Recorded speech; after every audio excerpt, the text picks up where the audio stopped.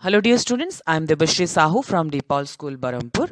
Today we are going to discuss an important chapter for class 10 students in physics, that is force. This is the first chapter in physics and this is a very important chapter. You are going to get various numericals and theoretic based questions from this chapter.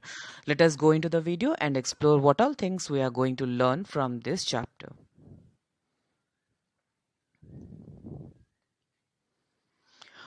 So in this chapter, according to the scope of the syllabus, we are going to learn about the various type of turning forces, that is the moment of force, forces which are in equilibrium, center of gravity.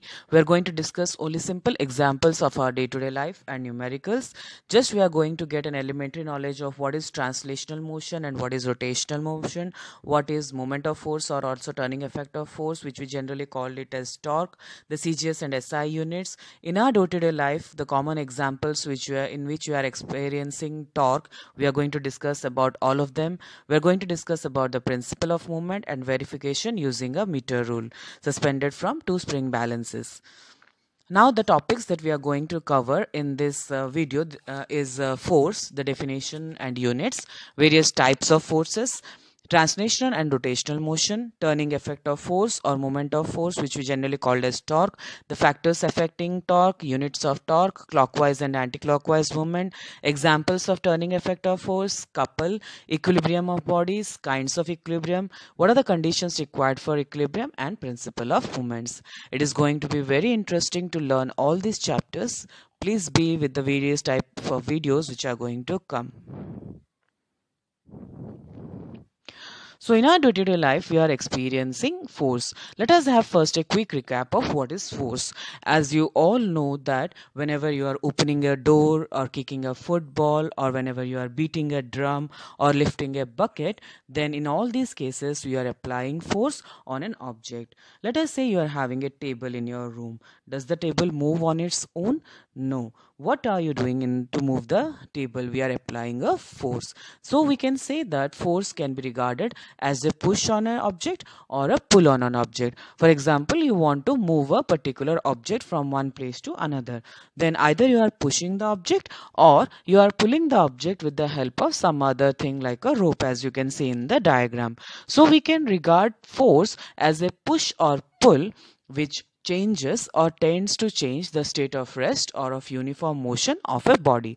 That means whenever we are applying force on an object, then that force is changing the state of rest or of uniform motion. That means if the body is at rest, it starts doing motion, and if it is in motion, it continues to be in the state of motion in the same direction as the force is applied, or in some other cases it is either changing the shape or size of the body. Force is a vector quantity, so it is having both magnitude and direction. The SI unit of force is Newton, while the CGS unit of force is Dyne. In case of the, if we consider the from the point of view of an application of force, that means if I consider that proximity, depending upon proximity, I want to classify the force can be of two types, the contact forces and the non-contact forces. Now what are contact forces? Those forces which act only when the objects are in physical contact, that means they are in contact with each other or touching each other, then we call it as contact forces. Now let us consider the force of friction. In this case, when we are putting an object and we are pushing it or pulling it or rolling it over the surface of another object, then there is a force which is opposing the direction of motion. Another one is the normal reaction. For example, you are keeping a book on a table, then the weight of that book acts downward, whereas the reaction force acts upward. Now tension force in case of a string, when we are putting an object in it, or whenever you are having a spring and we are pulling the spring, then in all these cases they are in contact with each other. So such a type of force is called as a contact force. That means between the two objects there is some physical contact, and based on this physical contact the object is showing some type of force, and this force is leading to some changes in that particular object. This is called as the contact force. Now let us come to the non-contact forces. The forces which are experienced between two bodies when there is no physical contact in between them is considered as the non-contact forces. In this case, there is a space between the object and still the objects can experience an force, and this type of forces is known as the non-contact forces. For example, the force between the gravitational objects. That means when Earth is attracting something towards it, then we call it as a gravitational force. Similarly, when you are having rubbing a comb and bringing it towards some pieces of papers, then the pieces of papers are attracted towards it. This is called as a electrostatic force. Or when you are bringing some nails towards a magnet, then those nails are getting attracted towards the magnet, hence this is called as a magnetic force. So in case of gravitational force, electrostatic force, or in magnetic force, there is no physical contact between the objects. They are separated by some amount of space, but still they can experience some amount of force. So we call it as the non-contact forces. One important thing to note over here is gravitational force is a completely attractive in nature. That means in case of gravitational force, only what we say is attraction, whereas in case of electrostatic and magnetic forces, they can be either attractive or repulsive in nature. The magnitude of the non-contact forces, that means with how much force they will attract, it depends upon the distance of separation. If I am keeping the objects at a larger distance, then the force will be less. If I am keeping it closer distance, then it will be more. Now let us come to the turning forces. As you all know, one of the important forces which you are going to experience is the turning forces. Turning forces or movement of a, also known as the movement of a force. But before knowing about the turning forces, let us first discuss about one important thing in the turning forces, that is what are the types of motion. There are different types of motions. One is rectilinear motion when you are moving in a straight line, circular path when you are moving in a circle, rotational motion when the object is rotating about a fixed axis, and periodic motion, that means the oscillation of a pendulum. All these are different types of motion, but to know about these motions, we need to know on the what is the body on which it is acting. A rigid body. What is a rigid body? A rigid body is nothing but a solid body in which there is no deformation. That means the deformation is zero or so small that we cannot notice it. The distance between any two given points on this rigid body always remains constant no matter how much external force you are exerting on it. For example, let us consider this rotating disc. In this case, the object is a rigid body. Translational motion and rotational motion. Now, among the various examples which we deal in types of motion, the two important type of motion are translational motion and rotational motion. In this chapter, we are basically going to deal about translational motion and rotational motion. What is translational motion and what is a rotational motion? When I am applying a force on an object which is a fixed object, that means it is not moving at all, then in that case the body is unable to move and it rotates about its axis. But consider an object which is free to move. Let us say I am having a particular object on a table or a book on a table and I am applying a force on it. Then the book starts moving in a straight line when I am applying force on it. This type of motion in which the object is moving in a straight line when a force is applied on it is known as a translational motion. In a translational motion, the motion by which the body shifts from one point in the space to another point in a straight line.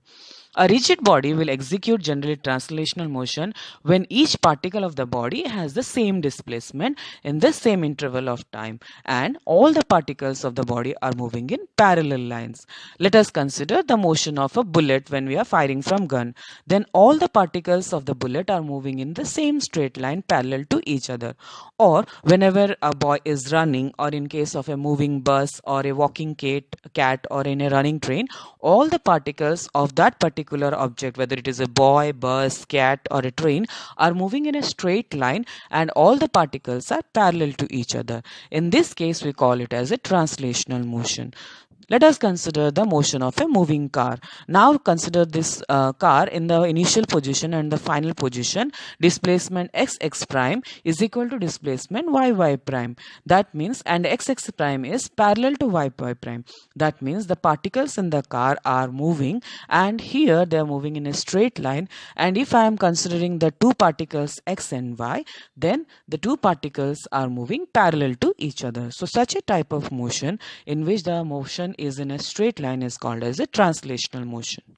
Coming to rotational motion. As I said, for example, I am having a body which is actually unable to move and is fixed at a particular point, and I am applying a force on that particular object. Then what happens to that object? In this case, the body is not moving from one point to another point in a straight line, rather it rotates about that particular fixed axis. This motion of an object about an axis is called as a rotational motion. For example, in case of uniform circular motion, this is also a special case of rotational motion in which the particles are moving in a circular path. A rigid body will perform real rotational motion only when the particles are moving around a fixed axis. Let us consider the movement of a ceiling fan, or the blades of a windmill, or when the wheels of a car are rotating, or when a basketball is pinned on your finger, or when a bicycle wheel is moving, or the most common example in your day-to-day life when you are moving the handle of a knob. In what is common in all these cases? What you are doing is you are applying force at one point on that particular object, and the object is moving around a fixed axis. Let us say a spinning top. When I am applying force on one end of the spin top, then the top starts moving about a fixed axis. Or the rotation of the earth rotates about its own axis, so this is also an example of your rotational motion. Or in case of the fan, in case of a fan, when the wings of a fan are moving, then that is also about a fixed axis. So it is very important to note that in case of rotational motion, the body is not moving in a straight line, rather it is moving in a fixed axis. Now when we are applying a force at the handle of the door to open it, this force is producing a rotational motion. As you can see, when we are having the hinge of the door, and we are having the door and we are trying to open the door, then about the hinge the door is moving. Similarly, when I am demonstrating rotational motion about the axis of rotation, I need to know that the particles are all moving along circles in parallel planes. As you can see, there is a, in the second diagram, B diagram, you can see a upward arrow mark, that is called the axis of rotation, and you can see that all the particles are moving along that circular motion.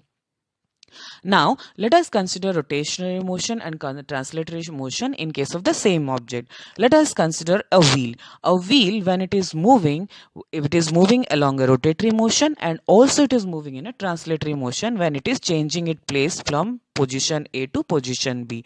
That means the same object can show both rotatory motion as well as translatory motion. In case of rotatory motion, it is moving about its fixed axis, whereas in case of translatory motion, it is moving in a straight line path. Let us consider a ball. When I am moving a ball on the floor, then the ball is rotating about its own axis, and also when it is covering a distance from one position to another position, it is moving in a straight line path, so it is showing both translation and rotation. In your common day-to-day examples, you can see many such examples of translatory motion and rotatory motion. Always remember, you need to always practically think of what is going on in your day-to-day life to understand physics. Thank you so much. Please follow the next video to understand about the moment of force or torque.